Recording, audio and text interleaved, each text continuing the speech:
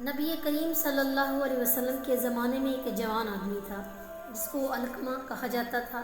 وہ بڑا عابد اور زاہد تھا، نماز روزہ صدقہ وغیرہ بڑی تندہی سے ادا کرتا تھا۔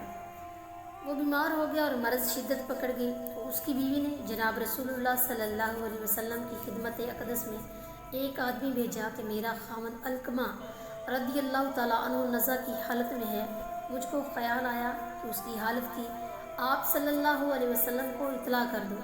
آپ صلی اللہ علیہ وسلم نے حضرت عمار، حضرت صہیب اور حضرت بلال رضی اللہ تعالیٰ عنہ کو بلایا اور فرمایا کہ جا کر اس کو کلمہ شہادت کی تلقین کرو، لیکن اس کی زبان نہیں چل رہی تھی۔ رسول اللہ صلی اللہ علیہ وسلم کو اس کی زبان پر کلمہ شریف نہ چلنے کی اطلاع دی گئی تو آقا علیہ الصلوۃ والسلام نے فرمایا کہ اس کے ماں باپ میں سے اگر کوئی زندہ ہے تو اس کو بلاؤ۔ عرض کیا جی ہاں، اس کی ماں زندہ ہے جو کہ بہت ضعیف ہے، بوڑھی ہے۔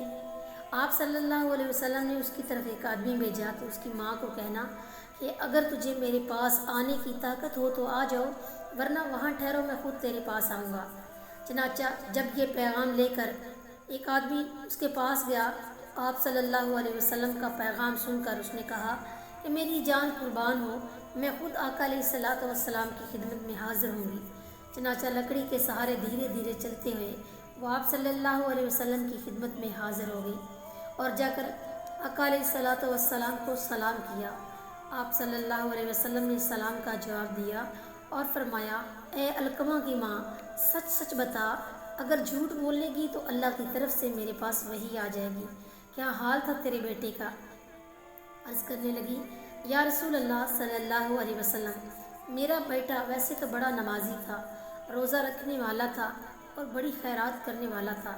تو آقا علیہ الصلوۃ والسلام نے فرمایا کہ تیرے بیٹے کا تیرے ساتھ سلوک کیسا تھا؟ تو کہنے لگی یا رسول اللہ صلی اللہ علیہ وسلم، میں اپنے بیٹے سے ناراض ہوں۔ تو آقا علیہ الصلوۃ والسلام نے فرمایا اماں جی، آپ اپنے بیٹے سے کیوں ناراض ہیں؟ تو عرض کرنے لگی یا رسول اللہ صلی اللہ علیہ وسلم، وہ اپنی بیوی پر خرچ کرتا تھا اور میری نافرمانی کرتا تھا۔ تو آقا علیہ الصلوۃ والسلام نے فرمایا اس کی ماں کی جو نافرمانی ہے وہ اس کو کلمہ پڑھنے سے روک رہی ہے، یعنی اس کی زبان پر جو کلمہ جاری نہیں ہو رہا تو وہ اس وجہ سے نہیں ہو رہا کہ اس نے اپنی ماں کی نافرمانی کی ہے۔ پھر فرمایا اے بلال، جاؤ اور بہت ساری لکڑیاں جمع کرو۔ اس عورت نے کہا یا رسول اللہ صلی اللہ علیہ وسلم، لکڑیوں کو کیا کریں گے؟ حضور علیہ الصلوۃ والسلام نے فرمایا ان سے علقمہ کو جلائیں گے۔ اس عورت نے کہا یا رسول اللہ صلی اللہ علیہ وسلم، وہ تو میرا بیٹا ہے، میرا دل برداشت نہیں کرتا کہ اس کو آپ صلی اللہ علیہ وسلم آگ میں جلائیں گے میرے سامنے۔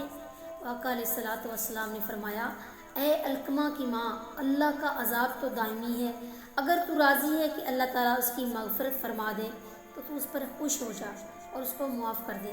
آقا علیہ الصلوۃ والسلام نے جب یہ فرمایا قسم ہے اس ذات کی جس کے قبضے میں میری جان ہے، علقمہ کو اس کی عبادت، نماز، روزہ، خیرات فائدہ نہیں دے گا جب تک تو اس پہ ناراض رہے گی۔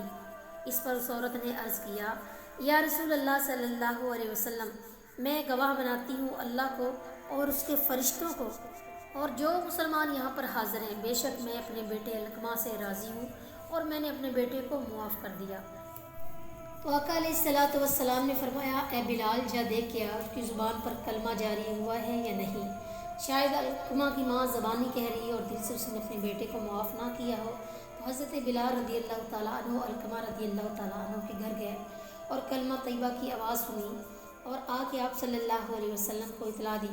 تو آقا علیہ الصلوۃ والسلام نے فرمایا اے لوگو، بے شک علقمہ کی ماں کی ناراضگی نے روک رکھا تھا کہ اس کی زبان پر کلمہ جاری نہ ہو، مگر اس کی رضامندی نے اس کو چلا دیا۔ پھر علقمہ رضی اللہ تعالیٰ عنہ فوت ہو گئے تو رسول اللہ صلی اللہ علیہ وسلم تشریف لائے اور حکم دیا کہ اس کو غسل دیا جائے اور کفن پہنایا جائے۔ پھر آقا علیہ الصلوۃ والسلام نے حضرت علقمہ رضی اللہ تعالیٰ عنہ کی نماز جنازہ پڑھی اور دفن کیا۔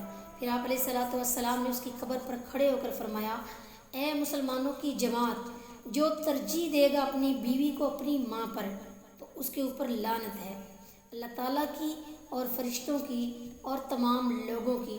نہ قبول کرے گا اللہ تعالیٰ اس کا کوئی فرض نہ نفل، مگر یہ کہ وہ توبہ کرے اللہ تعالیٰ سے۔ یہ واقعہ امام ذہبی رحمۃ اللہ علیہ نے اپنی کتاب القبائل میں تحریر کیا ہے۔